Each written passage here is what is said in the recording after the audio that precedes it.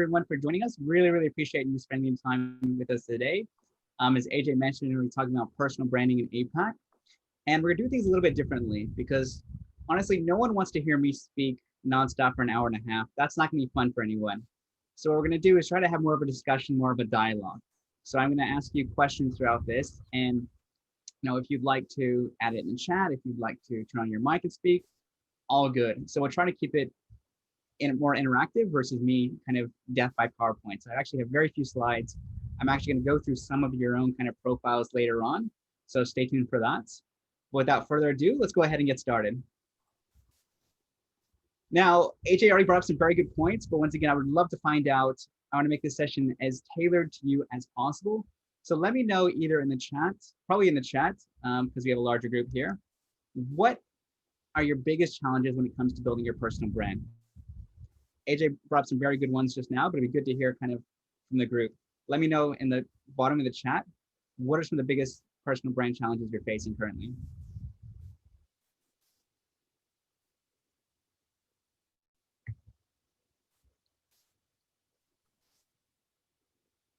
All right, got how to stand out, appealing to different distinct target audiences, keeping engagement up, focused brand, making time, what to focus on, how to articulate so people understand, different channels, okay.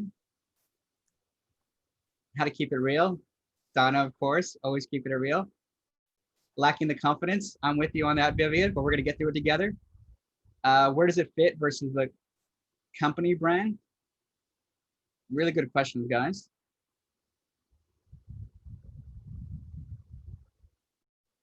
How to make it give something different and meaningful. Yeah. Anything else we're missing? How to stand out. Okay, I see a couple in terms of how to stand out, and I think we're going to talk about that in the first section. Staying connected and engaged across the region. Okay. How to sell without selling. Oh, it's one of my favorite topics. Commoditization, how to sell a pen. Oh, Chris, I'm gonna try my best on that one. I'm not a seasoned salesperson. I'm a marketer kind of branding guy, but I think we can definitely help share some ideas there. As an employee, what's the role of personal versus corporate? Thank you, Lorraine. I believe Lorraine is in the legal space, so we could talk about the legal implications as well. Okay, so I'm hearing a couple different things. I'm hearing how to stand out. I'm hearing consistency, and really what to talk about that resonates with the audience. So I think, awesome. I think we're going to be talking about some of these today, but obviously we're going to have a section towards the end for a Q&A. But if you have any questions, let me know, and we'll try to answer it during the session itself. So what is expecting the audience? Okay, good, guys. I think that gives me a good consensus in terms of what are some of the challenges you guys are facing. So try to address as many of those as possible. But let me ask you this, when you think of executives, you think of, for me, I think of winning players. I think of some of the best, champions from around the world in their respective sports. So what do you think the winning players have in common? Think of your favorite sports teams. What do you think they all have in common? What are they doing well? Talent. I would hope they'd have some kind of talent, attitude, discipline, branding. They communicate, yes. Continue improvement, they pay back. Commitment and training, teamwork, application, yeah. Talent. They share at the top of their game, they're focused. Actually, I should have added focused in there. Yes, you're absolutely right. Anything else? They want to win. Ownership, they're tough. Lots of practice, yes, absolutely. Branding, probably have good branding once they reach a certain point. Attitude and commitment, okay. These are some really good ones, guys. The reason I bring this up is because, I've trained about 12,000 executives over the past few years. And these are some of the things that I've seen, which you guys already touched on. I think first of which is they're very hungry to improve, learn, and grow. I think it's extremely important whether you are a world-class athlete or you're an executive. So I've gotten the chance to interview many CEOs, billionaires, millionaires, And one thing that they're constantly doing is every day they're learning something new. So when I was at Forbes, I interviewed a Russian billionaire here in Singapore, and I asked him, how do you continue what you're doing? You're already extremely successful. And he says, every day I'm learning something new. So I'm teaching myself, I'm learning Spanish now. And I said, why? He's like, because I want to learn something new. I want to expand my horizon to someone who's already kind of reached the pinnacle. So yes, they're hungry to learn, they're focused, they're willing to train hard, which I think you guys talked about. If you look at the stories of a lot of great athletes, I think, yes, they do have some inherent talent, whether it's physically or mentally. But I think at the same time, some of the best athletes, they train extremely hard. So this is where, branding really comes into play, that you have to put in the effort. And I think this is where consistency comes into play, and leads us to the third thing, is they're really thinking about it in the long term. So if you ever watch those interviews with, the Olympic athletes, they start training about, they start envisioning what that goal looks like when they're kids. And then they have that very long-term vision in terms of what are the steps to get there. And I think this is extremely important when it comes to branding, because I'll be completely honest, a brand is not built overnight, which many of you guys already know. It's one of those things that continually you have to put in effort. But once you reach a certain point, it kind of snowballs and you get opportunities that you wouldn't have gotten. So, I think this is a classic example. You guys are far more seasoned, far more successful than I am, but I think I'm fortunate to get this opportunity because, Nick and I were connected. He's kind of followed my content and so on. And that's been the case throughout my career, which I won't go into too much detail on that one, but it's unlocked so many different opportunities. Another thing, when we're getting a bit more tactical, is winning players really have great coaches. So someone who can mentor them. They have great game plans. So going back to the strategies that you guys are talking about. And then obviously training, which is extremely important. So I'm going to talk about each of these elements today. So real quick, I will be your coach for today. I won't go into too much detail about my background, but I'm essentially an author of the book Asian Growth Stories. I also help executives grow their brand, as well as B2B companies accelerate their pipeline. Now, if you have any questions for me, please connect with me on LinkedIn after this. Happy to have a chat. Otherwise, we'll just dive right into it. All right, so the winning game plan that I've developed for executives of the past 3 years really focuses on 3 specific things. The first is credibility. So obviously, if you're not credible within your particular space, nothing else matters. Because I think too many people want to jump to number 3, which someone was talking about earlier, how to sell without selling. And think about it. If you don't trust someone, if you don't think the credibility is there, would you actually buy from them or respond to their LinkedIn request? Maybe, maybe not. But I think it's far easier if you've already established that credibility in the market. The second is conversation. Now, conversation generally takes part through the content you produce. Those can be great conversation starters when you're trying to reach out to different partners, employers, clients, and so on.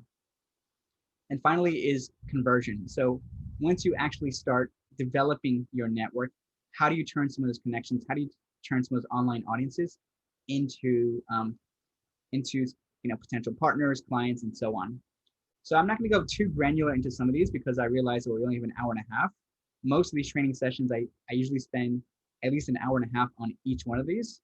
So we're going to go through just an overview. And like I said, we want to have more of an interactive session because you guys are experienced and very smart individuals. So we talked about credibility is extremely important when you were just getting started out. If you don't have that, nothing else matters.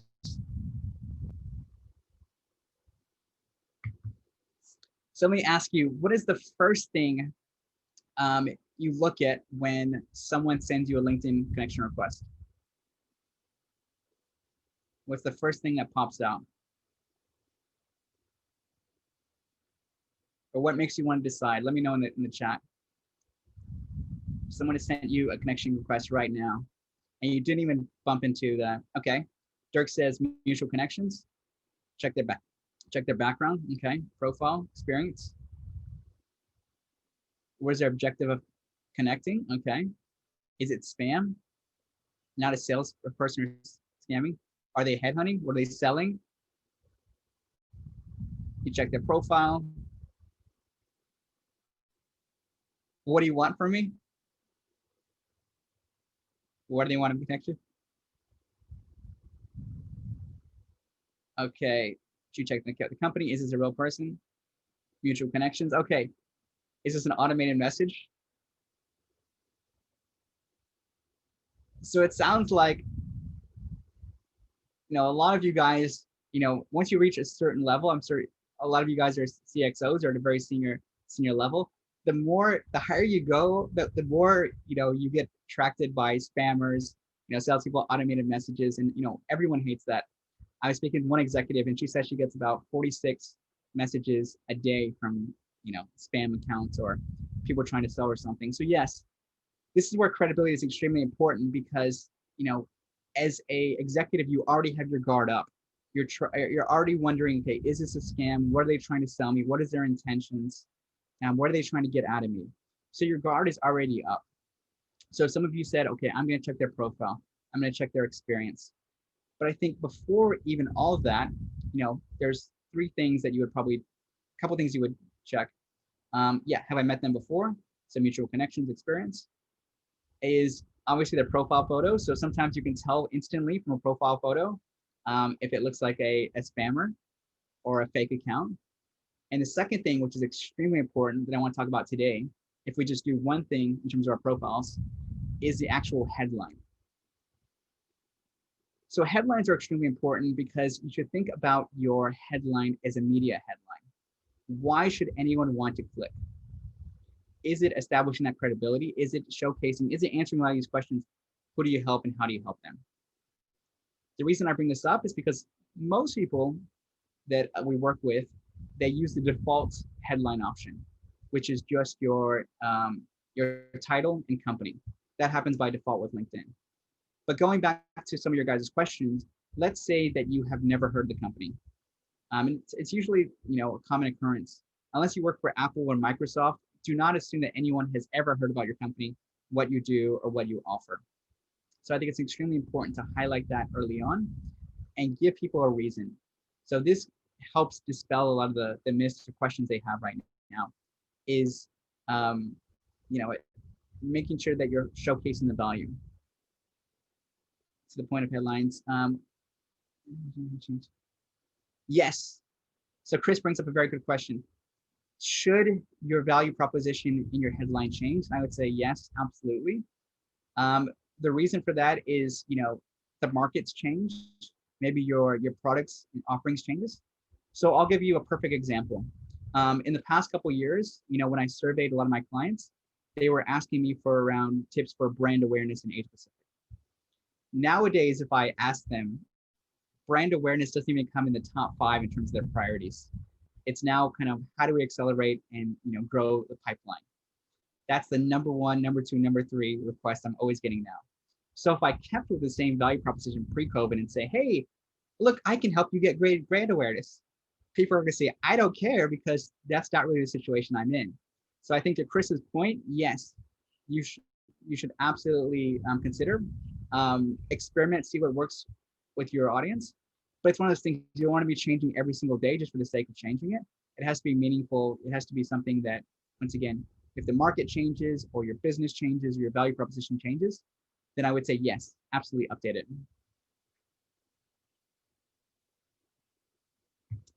Omar says, with headlines, I often feel they translate what the individual aspires to be more than what they are, like a sugar-coated resume, if that makes sense. Yeah, that's a very, very good point, and I think it's where proof points really come into play. And I think, yes, that's where people will scroll down. So if it seems too good to be true, people will scroll down through experience. They'll look at some of your testimonials, they'll look at some of your endorsements, and they say, okay, something's not right. So I think, yes, there's that whole concept of, when you're writing articles of clickbait. So clickbaity means that like you get them to click, but then, the bait is wrong in terms of, it's a misaligned in terms of what they actually do. So yes, it can be a bit aspirational, but you should obviously be able to back it up in the rest of your profile. And we can share some examples going through some of your guys' profiles a little bit later on. But I think, Omar, that's an extremely good point. All right. Hopefully you guys can see this. I know it's a tad small, but I would love to get your guys' thoughts. There's 3 types of headlines here. I would love to hear, which one of these have clicked. I know they're all from different backgrounds and things like that, but just based on your personal preferences, if any of these people sent you a request, which one would you click, A, B, or C? Let me know in the chat.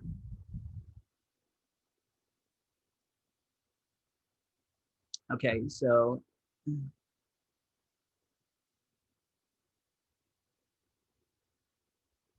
B, B. Okay, it looks like most of you. Okay.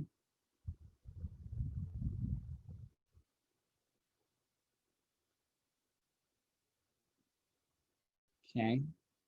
It's almost evenly, I'm surprised, it's quite evenly skewed. But now it's coming out B's and C's. I feel like this is where we should have had the polls, but next time.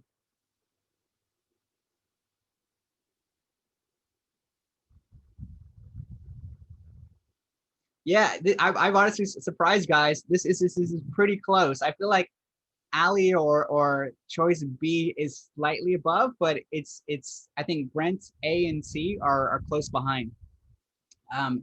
So I'm curious, why did everyone pick? Yes, I think it really depends on what you're looking for, and I think we're not really looking for specific industries, but just based on the formats, the way they structure it. So a lot of you guys said B. Why did you guys say B? I'm just curious.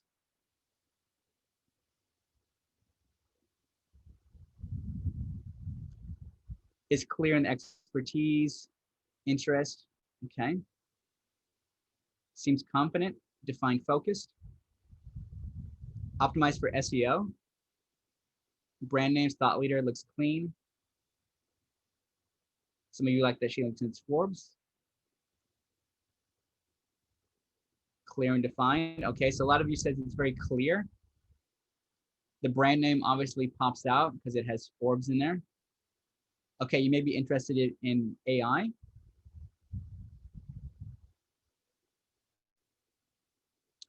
So I'm wondering if we had changed the companies, if it wasn't Forbes, if it wasn't Amazon, and it was a company you never heard of. I'm curious if it still would have picked B.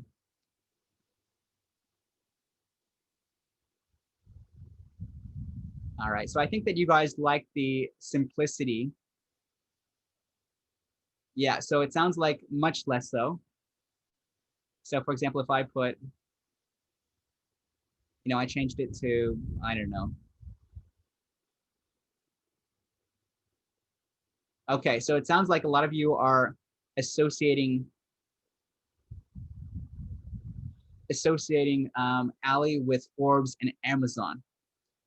So I think this is an interesting point because I think this is why so many people, if you look at their LinkedIn profiles, they put like, X Forbes, X LinkedIn, X Amazon, and so on. So it's interesting to see that if you are working at a high profile organization, that it does help default by helping your credibility.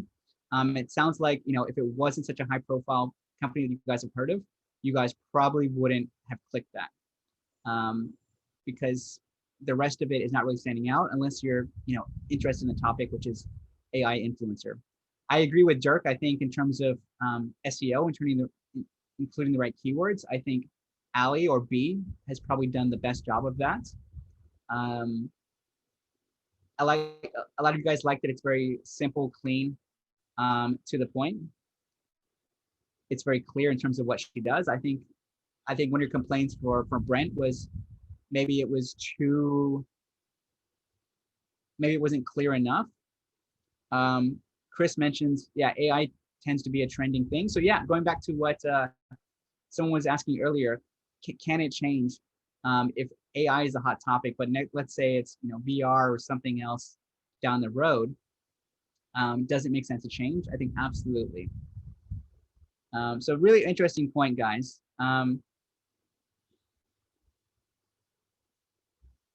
So let's see.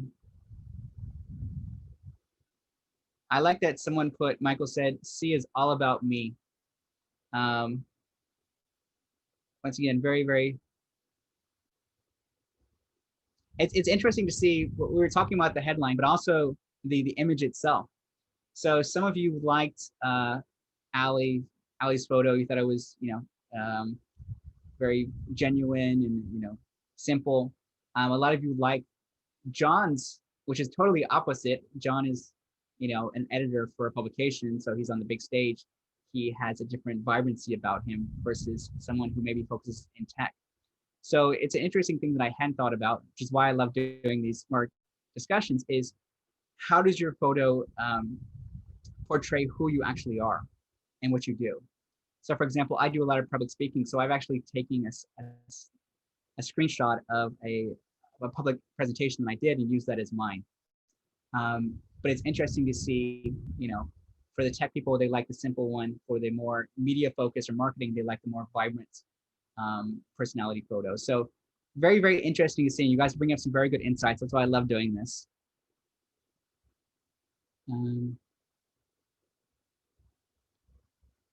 So I think, yes, I think Ali has done a good job of kind of breaking up the specific things. And there's a consistency there. So she's the AI Innovator of the Year, which helps, obviously establish her credibility. She's used AI, so it's very, very SEO optimized. SEO is important when you are, sorry, for those not in the marketing space, search engine optimization. So a lot of the times when people are searching for particular people within LinkedIn or even on Google now, they'll type in specific keywords. So for example, they'll type in AI influencer, for example. And I'd be curious if we did that, where Ali is based, if she would pop up. You have a higher likelihood of appearing versus having a more generic one. So this is a really, really good feedback, guys. Let's see what you guys said. Although, like I said, I think I kind of skewed that one because I put Forbes in. I should have put it someone with a less prominent name. I'm curious if we liked Ali's. I think someone commented on C. I'm curious, why didn't we like A? I'm going through some of the comments now. For those of you who didn't vote A, which is not really a lot of you, what was the reason we did not like A? And like I said, there's no wrong or right. That's why I'm not prescribing. Looks too busy. Is very clear, but a narrow purpose. Interesting. Okay, so some of you did like it. You said the purpose was clear. I'm not in Indiana. Okay, fair enough.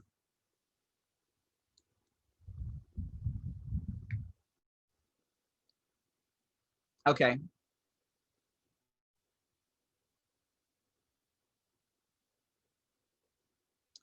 So it's a mixed bag. I think I personally like that it's purpose driven and specific. I think it helps you easily stand out because it's not for everyone. And yes, if you're not in Indiana, it doesn't apply to you, which I think is perfectly fine because I don't think he's trying to appeal to people outside of Indiana. Same thing for if you're trying to appeal to people simply in Singapore or ASEAN or Asia Pacific. I think adding that geographic scope does help you stand out, particularly when you're going through. I think he's looking for a job. It's too wordy. Seems like he's asking, okay. Doesn't have a specific audience, he's casting. Okay.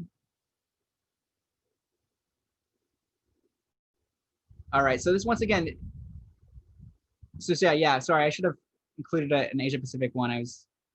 But it's good. It's good. I think in terms of jargon as well. Don't assume that everyone knows exactly what you do or what your company does. I think this is a great example of that. So once again, you guys are split 50-50. This is interesting because some of you like that it's clear, and some of you said that the focus is maybe too generic. You're not actually sure what he does. And I think you guys are split evenly. Anything else? All right. So once again, I think from this, we've gotten some pretty good observations, some things that you guys have already pointed out in terms of really specifying who it is that you help, how do you help them. You guys like it short, punchy in terms of the copy. You guys like specific keywords that pop out to you. And you guys like, certain brand names that stand out to you as well. So these are some of the things that you guys like. that are worth incorporating into your profile. The reason I'm not prescribing a specific template right now, which I think I usually do, is because as you can see, we're quite divided in terms of our preferences, which is perfectly fine. But I think it's always helped to look at different profiles in your space, and not even your space, and get inspiration. So for example, you may like Ali's because she has, the corporate names in there. You may like that she has SEO or the keywords, but you may not know exactly what her purpose is. So some of you like this element from here. So I think it's about picking bits and pieces and going back to someone's point, experimenting, asking your network which one resonates with them, and then refining it from there. So I think this is always a good example in terms of looking at what the existing profiles are doing. You can also look at some of the LinkedIn Power profiles, which are the most viewed, supposedly most engaged profiles on LinkedIn. So that'll give you some inspiration as well. But I think this exercise really helps, and looking at different profiles and seeing, okay, which one is more aligned with my style, and also which one do I think would resonate with my audience. But I think going back to the point, yeah, being more specific. I always recommend being more specific versus being too generic, depending on what you're selling and what your brand is. I mean, if you're trying to reach only a specific market in APAC or ASEAN or Singapore, for example, I would highlight that. So you're not getting a lot of connections from, say, Europe, if that really doesn't make sense, if that's not who you cater to. Now, obviously, that'll change as you expand your business and you say, okay, we want to do APAC plus EMEA. You could always include that into your headline. But I always recommend being more focused versus being too generic. And people might say, won't I lose out on connections? And I say, yes, but you are getting the right connections. So we use this analogy a lot in marketing in terms of leads. So leads are people who fill out, maybe you guys have filled out a white paper or a webinar form. But without figuring out the right criteria, you may not have no interest in what that company is selling or what that company is offering. So it's extremely important to really narrow down and pick the right audience, rather than having a massive audience that has nothing to do with what you do. It's about having the right audience. So this is where I kind of fell into the trap when I started building my personal brand, and I'm actually trimming things down. I'm looking at my existing network and I'm saying, okay, who can I actually add value to? And who did I accidentally just, click, what I was doing this very early on in my career, say 10 years ago. So I think going to Lorraine's point, I think if you just type in the keyword LinkedIn Power Profiles, so I think they have them in Singapore, Malaysia, I think they have them in Australia, in our markets. So that'll give you some good ideas in terms of inspiration. And also they have it broken down by industry as well. So whether you're in marketing, you're a CEO, you are in finance, they have them broken up. Yes. Thanks so much, Chris. There's a link there in the chat. So I won't go into this too much detail, but I think if you do one thing after this, I think you guys highlighted two important things. Obviously, make sure that your profile photo portrays you in the best light, in the right light. As you can see, if you are vibrant versus someone who's very introverted, make sure your profile photo reflects that.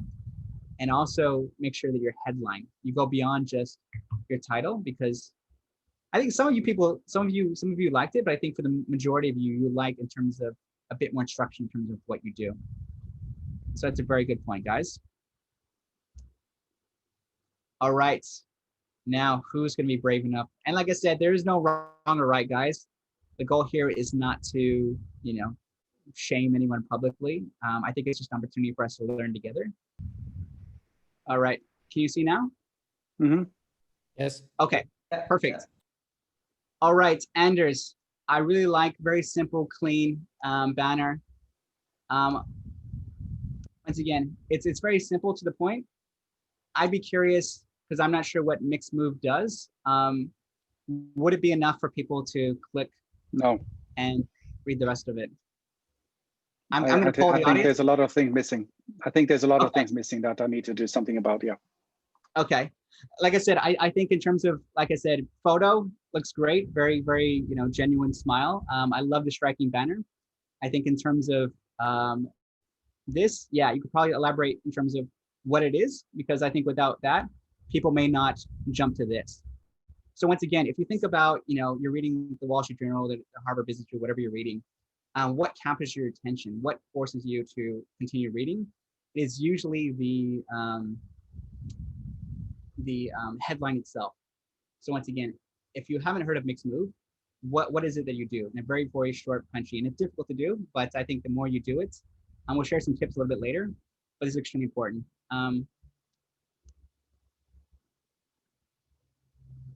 So I think that in terms of the about, once again, I'm just going to give candid feedback.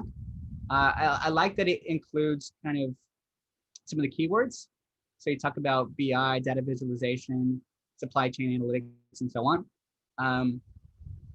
What's for me, and I think going back to somewhat people were talking about like short punchy, I would probably break it up into shorter sentences or at least bullet point. Particularly when you talk about the keywords, you could easily just bullet point or just have dashes, just so it's easy to scan. So for SEO purposes, I think it's perfect, but I would just break it up into an easier to digest format, because you have to remember how people consume this content. If I'm going through this, I'm just clicking through. I'm looking for keywords that stand out to me. I'm looking for things that stand out to me. And a lot of times, if you have a large chunk of text, at least for me, I just tend to gloss over it. I love that you have featured kind of, so this is something that LinkedIn introduced recently, which is the featured option. So you can feature a specific video, a specific article, or a specific post. So once again, this probably catches my eye more than this. So I'm going to probably click on and say, okay, what is this about? This technology is developed under the blah, blah, blah, and it's blah, blah, blah. I think it's still not giving me a strong sense in terms of what it does. I think it talks about, where it was developed. Looks like it's in the logistics space, supply chain space, but I'm not sure exactly what the company does. So you want to highlight that at least in the first three, here, here, or in here. And I think I'm still kind of questioning what that would look like. In terms of activity, it looks like you're quite active. We'll go through that in the next specific one.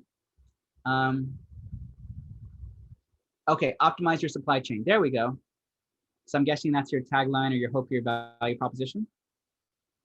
Yeah, that's right. Oh, okay, perfect. So I think, yeah, I would probably move that up somewhere where it makes sense for you. Actually, I think that link is actually from my company website. I think my company website is bringing that in. Oh, okay, got it. So you've linked to a website. Yeah, it looks like it is. So this is something, it goes back to SEO in terms of your meta titles, which we won't go into today, but it'll pull directly what is going in. And you can actually, I believe you can edit this too. So if you feel like this is not really relevant to what it is that you do, I believe you can go in and edit this, and you can edit the description. Cool. So I love that you have what we call rich media. So you have maybe a website, you have video, you have whatever imagery, so it stands out. Because once again, I'm scrolling through this catches my eye, this catches my eye, and then this will, the big 3M logo. I think within the experience itself, you might elaborate in terms of what kind of companies you tend to work with, if you have any examples, and then maybe 1 or 2 lines in terms of how you help them. I think it came, like I said, short to the point. I think is something you guys really like. So just highlighting that. Another thing which is extremely important is this right here. And I'm not sure if you guys have an existing LinkedIn profile yet for the company. We have, yeah. Okay, I would just go ahead and relink it, so it's appearing, the logo appears. Yeah. Because the challenge with that is this may seem like it's a potentially spam account. Yeah. But yeah, overall, like I said, strong experience. So I think the key for your profile, and going back to storytelling, is a consistent story. So if I look at this, I see logistics, or I see kind of movement. I see Kuhn and Nagel. I see directive supply chains at Sniker. I see all these things. So for me, it's a very consistent story. There's not much in terms of overlap. And we'll talk about for some of you, those who have shifted in careers. But I think for the most part, even in terms of skills and endorsements, supply chain, freight forwarding, logistics, these are great SEO keywords that'll help you stand out. But for me, it's a very, very clear story. This is another thing I would love to get your thoughts on it as well, guys, is how important recommendations are for you. because it looks like you're a generous person based on you're given 5, but looks like you I don't receive much credit. You don't receive much. Anders needs more credit, guys. If you know Anders, please give him some love, give him a recommendation. But I think it's fine. I mean, I would probably have at least a couple, and I would love to get you guys' thoughts if it's meaningful to you. But it goes back to establishing your credibility. You know, if Anders says, you know, I'm an expert in supply chain, for example, but then I go to his profile and he doesn't have any endorsements. He has no recommendations. The companies are a bit questionable. I'm going to wonder, is he really an expert? So these are some triggers that stand out to me, but I think the rest of it kind of reinforces that. I think this is like the icing on the cake is just maybe having a recent one. And another thing why this is so important in terms of getting received is it helps you understand what is your value proposition. So this is something I tried to reverse engineer because it's honestly very difficult for you, your team, to sit down and say, okay, how are we adding significant value to our customers, our teams, and so on? It's really tough. But what I tend to do is, let's say that these were all written for you, for example. I would go and copy and paste all of these, and then I would add it to a word cloud.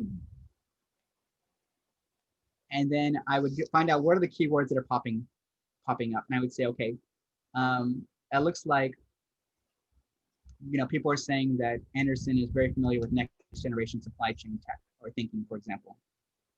These are some keywords that I might want to add back into my about page, into my my summary, my headline, because that's what my customers, my prospects, or whoever I'm working with are saying about me. So it's always best if it's coming straight from the horse's mouth.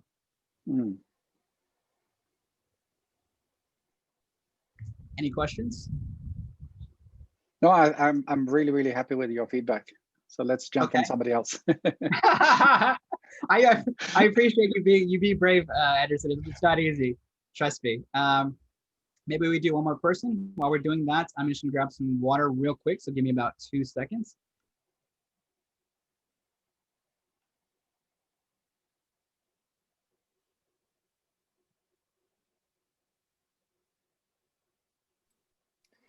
So Anders, while you were being taken apart there, I sent you a message on LinkedIn. So at least you got a bit of promotion going on there. Oh, thank you very much. It was the I'm Anders very, show. very happy. Yeah, we should meet up for a happy coffee sometime, okay? Yeah, we should. Yeah, I think you actually just paid Joe to give you a bit of promotion there. We'll talk about the fee later. Yeah. That's great, guys. Looks like we're already connecting. All right. Thank you so much, Anders. Really appreciate that. We'll probably do one more because I want to have time for the rest of it. Let's see who was first in here. Who's next? Let's go with Vincent. That's okay. Is Vincent still with us? Yeah, I'm here. Can you hear me? Okay, yeah, perfect. All right, let me go ahead and share my screen. All right. Can we see Vincent's? All right, if I look at Vincent, without even seeing the profile, I can tell he's in finance and investments. He's has that finance kind of vibe to him, very clean, you know, manicured kind of profile. I like the shot of you speaking. Once again, it adds the credibility, adds the gravitas to what you're doing. And then a very simple kind of value proposition. So simplifying renewable energy finance. So once again, I love this because you're very clear in terms of which type of organizations or which industry you're focusing on. It's very easy for you to take this out and say, I finance any kind of industry. I finance any kind of tech. But I love that you've kind of gone in and you've been very clear. So this will kind of filter out those who are potential, investments versus those who are not. So I love this profile from the start, very clear. So you talk about renewable energy investments, co-founder and CEO. You have some of the keywords. And then you have outspoken speaker. I gotta ask Vincent, what do we mean by outspoken speaker? Not just talking the politically correct corporate line. Okay, that could be. I'm thinking about it from the target audience. So I see a couple different target audiences in here. I see people who are obviously looking for investment in the renewable energy space. Mhm. I see people who are running events in your space. And it could be something, I mean, it definitely stands out. I don't know. I would love to get your guys' thoughts in the chat too for Vincent, because I think that's one thing that a lot of you guys attend a lot of presentations. A lot of it's very like, fluffy and corporate and a lot of jargon and stuff like that. Very few people are really standing out and saying brave stuff. So I like that it does stand out for me.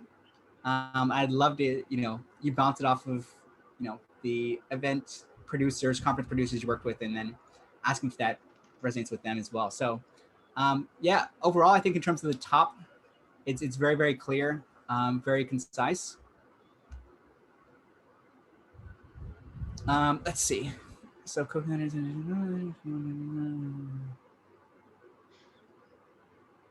So once again, I think you've done a good job in terms of trying to break it up into different categories. I love that you've included. So some of you guys are asking, okay, is Vincent full of fluff? I know you guys wouldn't say that because we all like Vincent, but let's say Vincent's thing is too aspirational. I'm going to go in here and I'm going to say, okay, this guy has done 610 million, I believe that's million, USD in renewable energy investments. He's been listed in 14 countries, 5 continents. So he has the data to back it up. And I think this is something you have to be appealing both the right and the left side. So for me, I like this because I'm very, on the right side of the brain. But I think a lot of you guys are watching this are operational finance. So you guys may resonate more with some of the numbers that he's highlighted in here. Once again, I would probably just break it down into, just dashes or bullet points, just so it's easier for me to scan. So you could break it up into, a couple different things. You have your highlights, your achievements in terms of the data. So I break that up into bite-sized chunks. You have kind of your areas of expertise.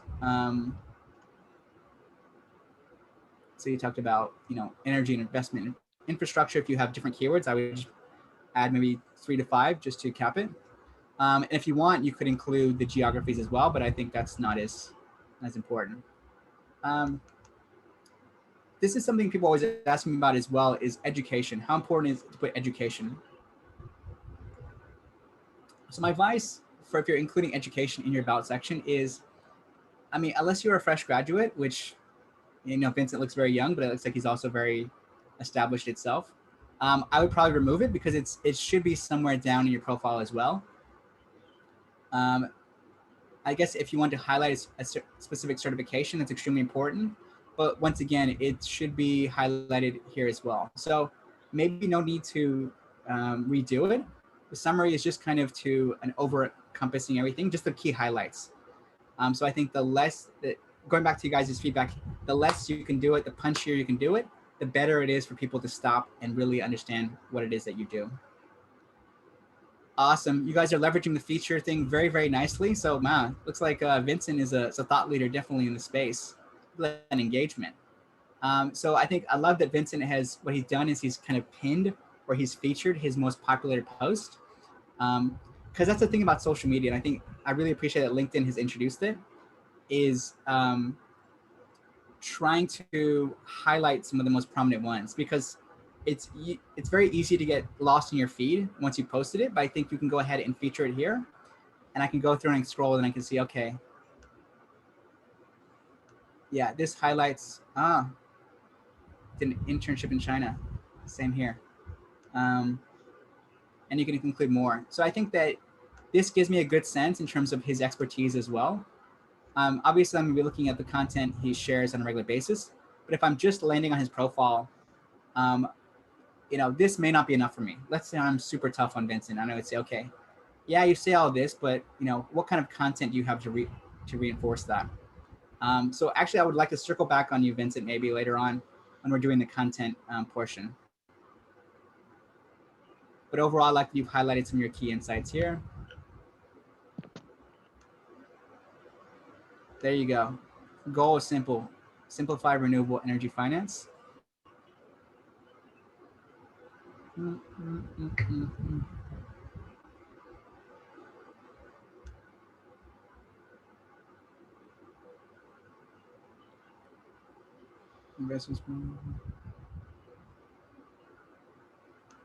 Okay, I like that you have divided into the value proposition for different audiences. So for project developers, they can expect this. For investors, they can expect this. So going back to someone's comment about how do I appeal to different target audiences, I love the way that Vincent has broken that up in the different audiences. So it's very clear. If you're this audience, you get this. If you're this audience, you can expect this from me, and so on. Once again, very, very clear. He's been in the energy space. Energy, very simple. Yep, he's got an energy related. Yeah, this for me is a really solid. I wish I would have more constructive feedback, but this is honestly a really solid profile, Vincent. So I think with the exception of those minor tweaks in the about section, it's pretty spot on.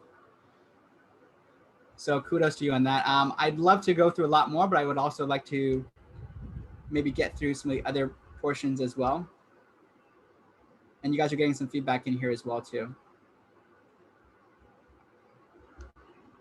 All right. Let me go on.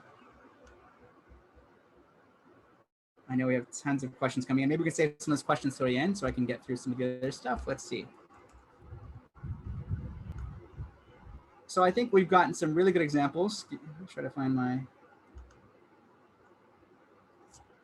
All right, in terms of next is conversation. So once you've established that credibility, how do you actually keep people engaged? And this is a question you guys were having.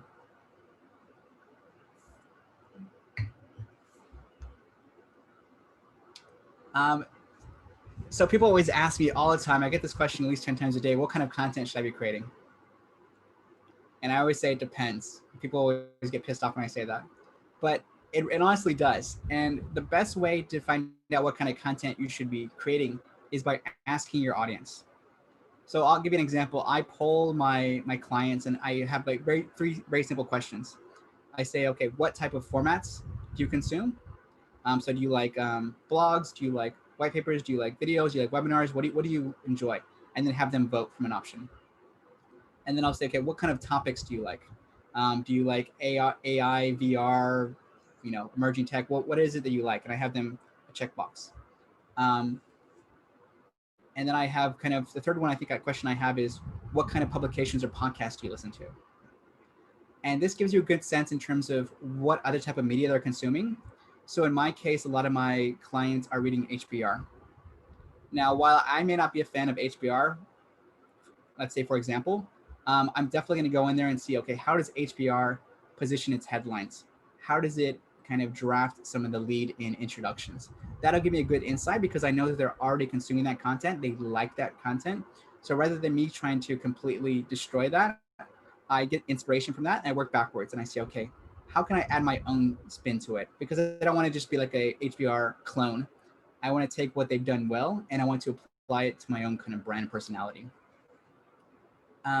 Another thing that I do, which I always recommend, one of which is asking. I think the best type of content starts with the F. Let's see if the chat, if anyone can tell me. It's actually an acronym. Let's see. Best kind of content starts with an F. Any guesses?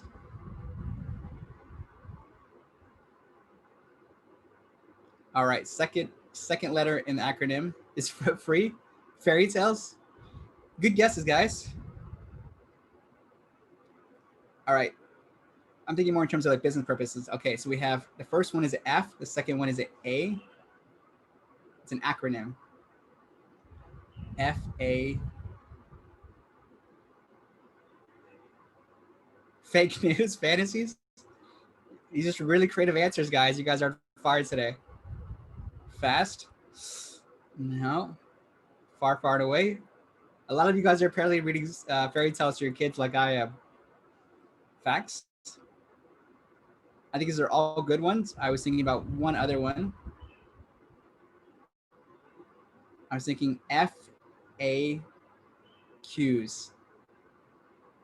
FAQs, frequently asked questions. These are by far and away, if you're looking for business purposes, the best sources of content you should be including. Now, where can you get inspiration for FAQs? So one thing I always do is when I'm speaking with a prospect or I'm speaking with a client, one thing you'll naturally do is you'll send meeting notes, right? For many of you may have assistants.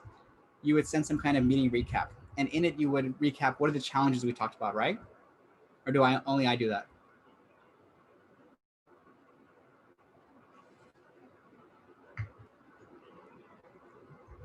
Just me? Okay. So I think by including the challenges in there, it gives you a good sense. And then you can go back and you say, okay, what are the common questions that I'm getting on a regular basis? Another way you can do it is if you are receiving emails or inbound inquiries about your business. What I did in my previous company is I analyzed those. So I copy and paste all of them, and I would throw them back into a word cloud. And I say, okay, what are some of the common keywords or questions that people are asking me? That always serves as incredible fodder for the content I produce. And if you do that on a regular basis, it never stops because people always have questions. They'll have questions from a different angle. So I think that is an incredible way to really start the process. And I think if you do that, once again, it's very relevant to what your audience is saying. It also helps you frame it in a way. So if you are replying, let's say, just pretend you're replying to them via an email, for example.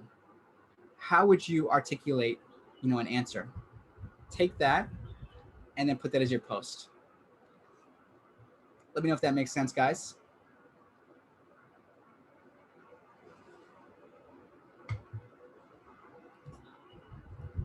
Hope you guys can still hear me. Donna, give me a thumbs up if you can hear me. All right. Okay. Is anyone doing that currently? Joe, can I ask a question here? Yeah, absolutely.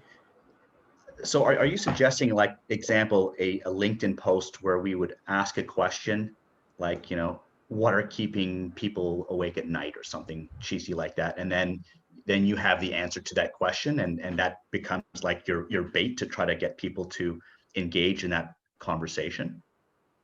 Or is it another idea around FAQ that you want to be using it for? So that's one thing you could do when you're polling, but I think what I was recommending is, let's say that you had a meeting with a client. You just had a meeting with a client. You jot down what are some of the questions they had in that meeting itself. So without obviously citing the client or citing the company or the person in the LinkedIn post, I would say, okay, I had lunch with someone recently. They were asking me about how do I get the attention of my target audience. So here's my response to that. Here's 3 ways in which I would address that. So that would be my LinkedIn post. Does that make sense? Yeah, I got it. Thanks, Joe. Okay, perfect. Very, very good question, though. I think it'll make more sense. I think we like the examples. So once again, would love to get your guys' votes on this. 3 very different, distinct examples or formats. And then once again, disregard kind of the topic itself, even if it's not you're interested. I'm curious in terms of what style do you like? So A, B, or C? Let me know in the chat.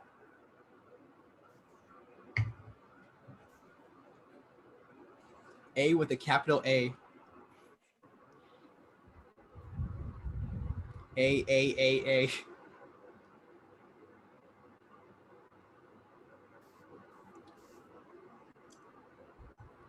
All right, so I think it's like this one, we're not so divided on this one, guys. Why is C even on here? So I want to show a couple different examples. All right, so it looks like A is the runaway winner. I'm curious, what about that you liked about A that stood out to you? If you picked A, why did you pick A?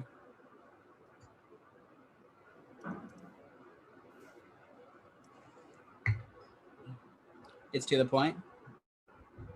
Clean, clear. Shouldn't your style change from time to time? Yeah, you can absolutely change. Meets my short attention span. On point. Quick, short to engage. clear format, provocative in a way. Okay. By asking the true or false, taking a stance on something.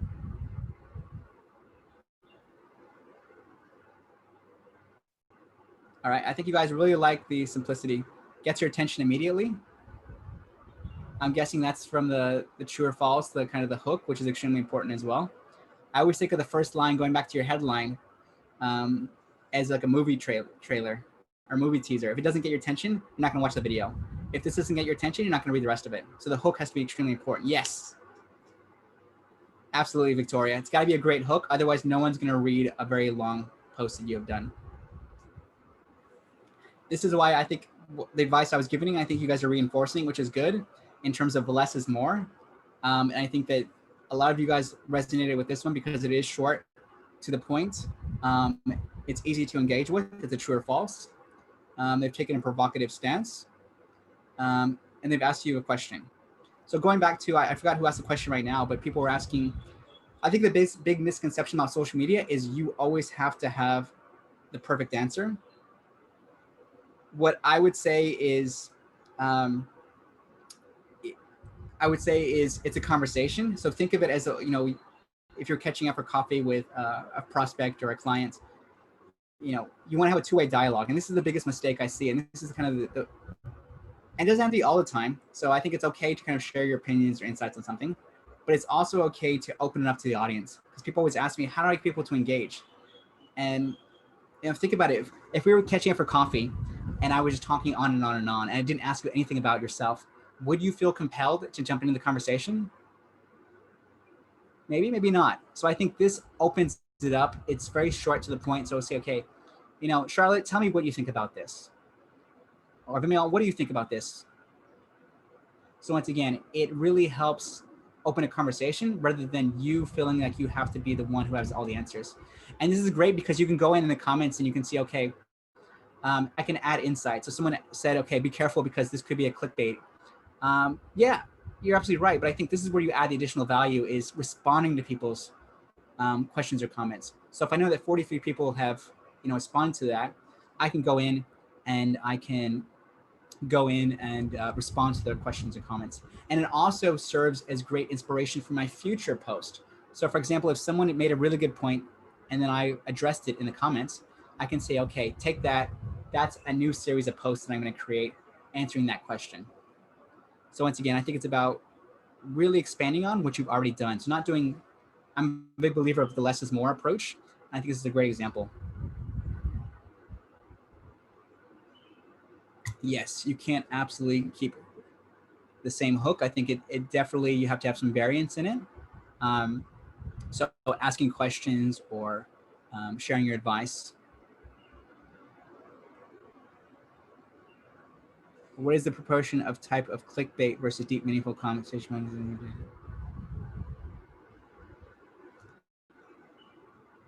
So very good question, guys. I think there's a couple different types of content. I think posts are really good in terms of, like, as you guys talked about, like the short, punchy, how can I get my point across, or how can I ask a question as simple as possible?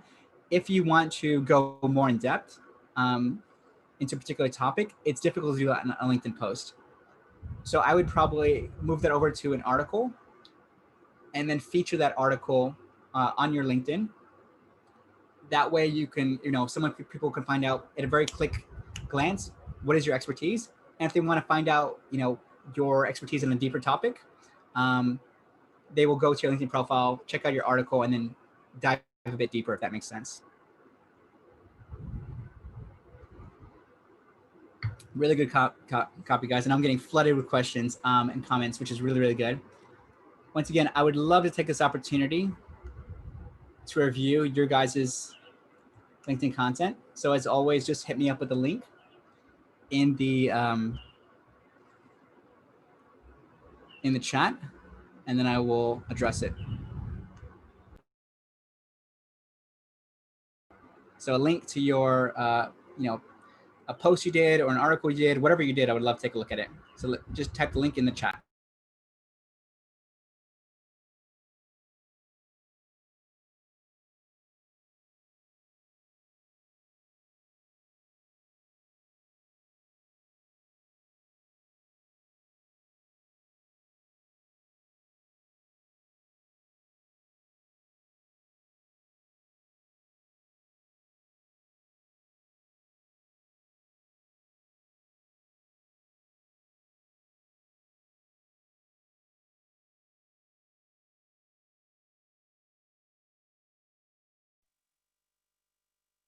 Hi, Joe. I think what you mean is to, yeah, that one. There you go. Rick already sent the link. So Joe, we get one of the link ready to be reviewed.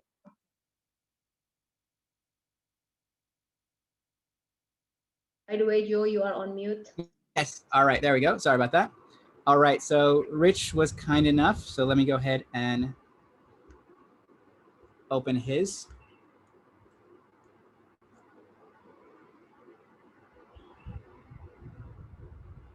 All right.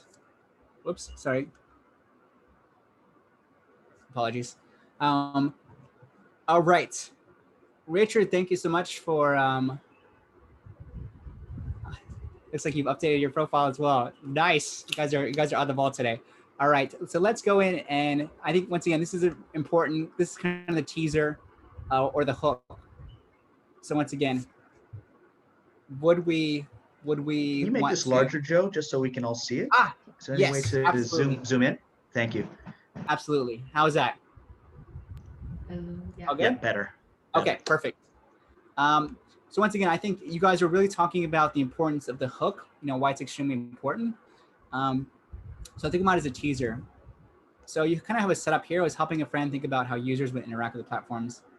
Once again, I think just my own personal style, I would less is more. So I would cut it down into half. I'd break it down into smaller sentences, just so it's easier to scan and I know what this is about. Otherwise, I'm gonna go through and I say, okay, how to visualize user flows for common understanding between team members.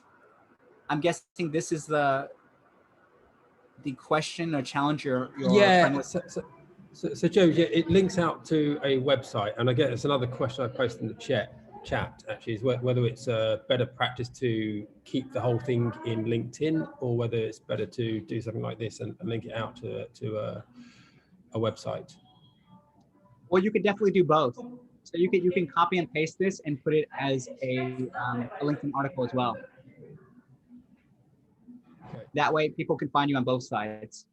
I would say the only challenge is I would say wait at least 2 weeks. So publish it on the original source. So let's say this is your website, which is very clean. Yeah. I like it, like WhatsApp. I would publish it on the website first. The reason for that is for SEO purposes, because at least Google knows it's not duplicate content, or at least they know the original source, excuse me. So this is the original source. I won't get too much into SEO, but it's important that Google knows who's the original source so they can give with the SEO juice. They can feature this more prominently in the ranking. But it definitely does not hurt to take the same article, copy and paste it into a LinkedIn article and feature it there as well.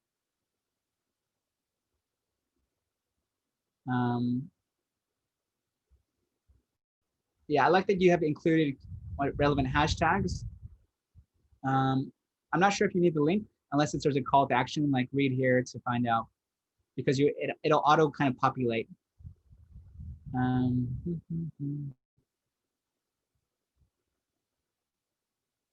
I think in addition to the headline, the hook, the intro is the visual as well.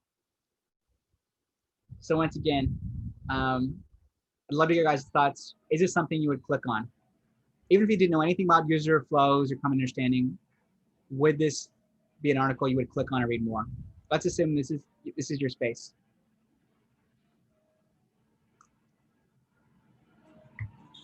Getting some love from the audience. Awesome. We all want to support you, Richard. I would click on it too.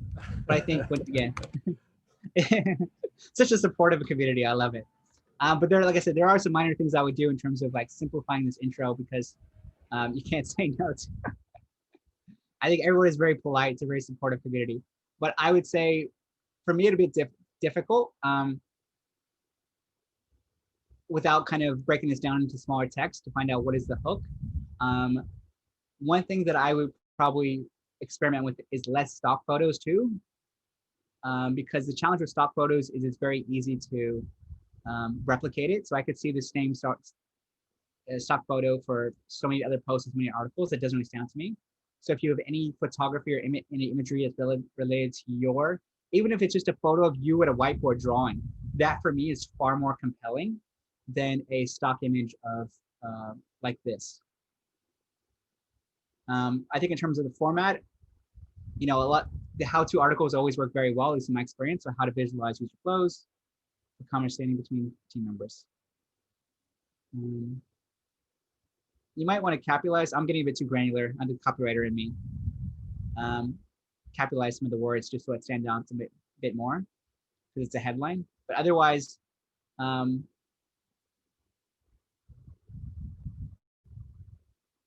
thing you could do, and this is something you could experiment with as well, no wrong or right, but including the link in the comment itself, like this person has. The reason for that is because LinkedIn, a lot of the social media platforms tend to penalize you, at least in the reach, when you include links in here, external links, because obviously they don't want you to leave the platform because that has an impact in terms of how many ads they can sell as well. So you could always experiment like this person has had and say, okay, hey, here's the preview or whatever it is. I've included the link in the comments below. That's why some people do that. It's because it does help. Like I said, it's not 100% accurate, but it's definitely worth experimenting. So this person has already kind of beaten you to it. I don't know who this is. Yeah, okay, awesome. Hope that's been helpful, Richard. I think we're getting a bit short on time. Maybe we do one more. Let's see how much content we have to do. Actually, we're finishing at 10, right? Actually, I would like to go through some of the other portions as well. So let me see if you can still see my screen. And this is something I would love for you guys to debate. So you've established the credibility. You've started creating conversations with your content. The next is, how do you actually convert that into customers, jobs, whatever it is you're trying to achieve? So I love this. If you guys are familiar with the Mark Tunis. So, you've created content, but then, you've gotten them to say yes, but then it's followed by a passive aggressive sales pitch. Stop me if you've heard this one before. I think based on you guys' responses earlier, it sounds like a lot of you guys can resonate with this. So once again, I don't have a wrong or right answer. I would love to hear, how do you want people to reach out to you? And this will be a good discussion for everyone here. So if you receive a LinkedIn request, obviously you don't want a spam message, you want a sale message, you don't want a canned message. We've already outlined that. What are some of the things you would like? What are some of the things that you would like? So let me know. Would you like if someone shared a relevant resource based on what they've read about your post or about your industries? Would you like them to make a comment about one of your existing posts and then share why they liked it or clarified, ask you a question? Or if there's that, let's go with that, and then we'll talk about if there's any other ways. Okay. Don't like A, love when people do B. Okay.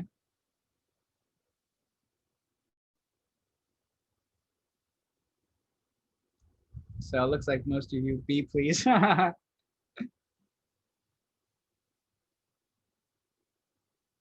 Looks like most of you are siding with B.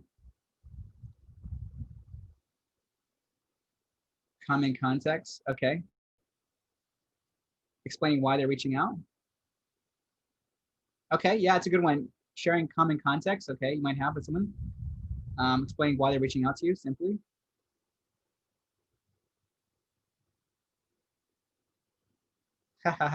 Yeah, AJ, you're absolutely right.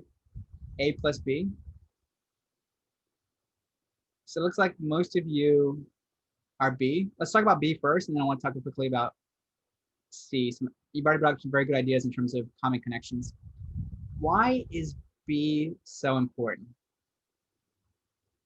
I mean, if you think about it from a fundamental psychological point of view, why do we use social media? Yes, we're trying to, shows interest. Yes, we're trying to build our brand. Yes, we're trying to build our business. But at a very fundamental human level, let me know, yes, it's flattering. Who doesn't get excited when they see a notification, they see a message from someone who has, commented or engaged with one of our posts? Who doesn't like that? All right. Once again, I think you guys bring us a very good point. It shows you're interested in someone. It shows you're flattering. It seems more genuine. Especially the emotional part of the brain and the ego. Yes, you feel validated. I think it's something that we don't really talk about in marketing and sales and kind of outreach, is appealing to someone's ego. And one way to do that is to make them feel interested. How can you be interested? So there's a line from How to Win Friends and Influence People by Dale Carnegie, which is my favorite books of all time. And he talks about how people are interested in people who are interested in you. So for example, if I show interest in you, then by default, you're going to show interest in me because I've already taken that first step. So I think that you guys have brought up some very, very good points in terms of how do you like to be approached. The reason this is so important in understanding how you like to be approached is because when you are doing the outreach, you are doing the messages. Obviously, you want to reciprocate that. So if you are saying to me, Joe, I really love when people send me messages about my content. They ask me questions, they compliment it. That makes me feel great. I really enjoy that.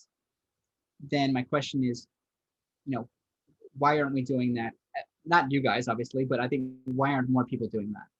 So, it goes back to the golden rule: treat people the way you want to be treated. And I think, that is, the great way to start is to figure out, how do you like to be engaged? So yes, B is very clear for me. C, any other ways? You guys mentioned common contacts, which I think is a very good point.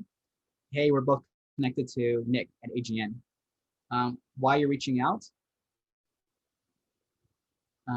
Any other thing that you guys like? This is good kind of discussion.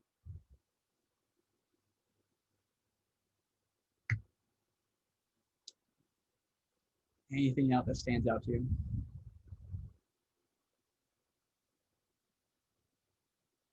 I think we all like a little bit of love and attention. Nothing wrong with that. All right, awesome, guys. I think this is really, really good discussion here. I'm not probably gonna go through this at this time because I think, what we've seen is like what's important. I think if you want to connect with me separately, happy to have a chat. But I think given the timing, I want to respect everyone's timing. Yeah, simple spill about what I do, but like I said, a lot of you are connected with me online, so we can chat about that separately. All right, I know you guys had tons of questions, and I apologize. We have about a few more minutes left. Let me know if there's anything that I'm missing that I didn't address in the rest of it, so I can try to answer it now.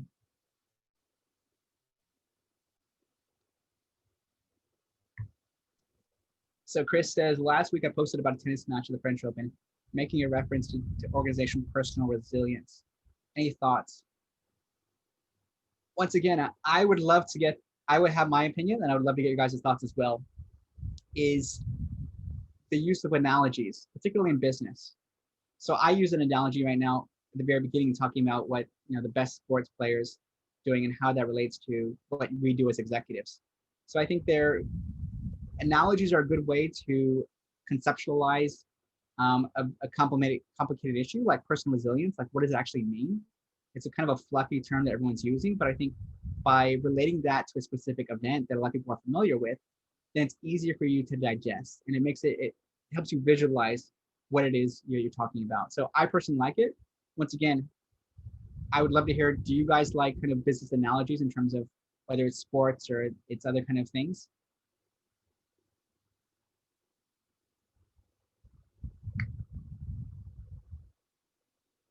All right. How to get recommendations, endorsements for build credibility if you have little to none. How to start this. Yannick, so a very good question. I always try to ask when they're in a good mood. So if you finished if it's a client, for example, and you finished a successful project, I would say, hey, Nick, I really wanted to thank you so much for inviting me on today's interview.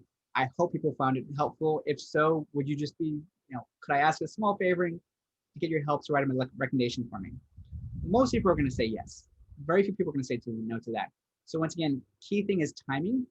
And also, you guys are too kind. So the first thing is timing, and also, once again, asking in a way where it's showing humility. So say, no, I really appreciate it. Thank you so much. If you do me a small favor, it'd mean a world to me and my business. Thank you so much. If you pitch it that way, 90% of the time, they're going to say yes. If you want to make it as easy for them as possible, if you've taken an email they've written you a nice testimonial in an email, I would just copy and paste that and say, hey, you know what, you were so kind to send me this. Would it be okay if you just simply copy and pasted it into a LinkedIn testimonial and hit submit? All you gotta do is super simple, but it would, you know, change kind of my business to me so much to me. So I think that would be something that would be helpful. Let's see. Donna's gonna get mad at me if I don't. Sorry. Let me. While we're doing this, don't leave yet because there's feedback. The other is, how do we know which hashtags to use for most activity? So the good thing about LinkedIn is it'll auto-generate hashtags. So if you start typing in financial services, for example, it'll type in financial services agent or financial services strategies, for example. And then you can go in and click that hashtag and you can see how many people are following it. You can see what kind of conversation people are having around that hashtag. And then you can determine, is it right for my business and my post?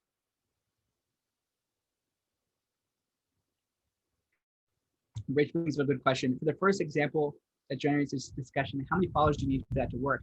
Honestly, I have friends who have, you know, very humble followers. I think like maybe 1,000, for example, and they're able to get very good engagement because it's a ripple effect.